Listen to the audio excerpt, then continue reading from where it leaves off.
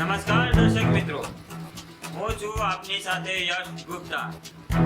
આપ જોઈ રહ્યા છો પ્રભુ. છોટાઉદેપુરના નાલેજ ગામ નજીકના ડુંગરની લહેરાતી સૌંદર્ય સાથે પ્રાચીન ગુફા અને શ્રી ચોક ભોગ માતા અને શ્રી અંબે માતાના મંદિરે ભજન અને ભંડારાનું ભવ્ય આયોજન કરવામાં આવ્યું હતું. આ પ્રસંગે નાલેજ ગામ અને આસપાસના ગામોના ભક્તોએ મોટી સંખ્યામાં ભજન સંધ્યામાં હાજરી આપીને શ્રી ચોક ભોગ માતા અને શ્રી અંબે માતાની આરતીનો લાભ લીધો.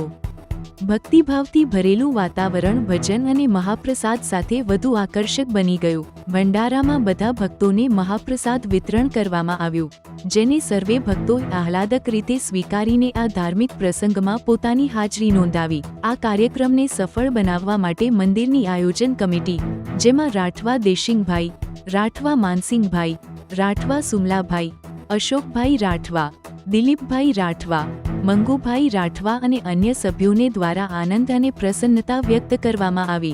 સંપાદન નટુભાઈ પરમાર, પ્રકોપ ન્યૂઝ, છોટાઉદેપુર.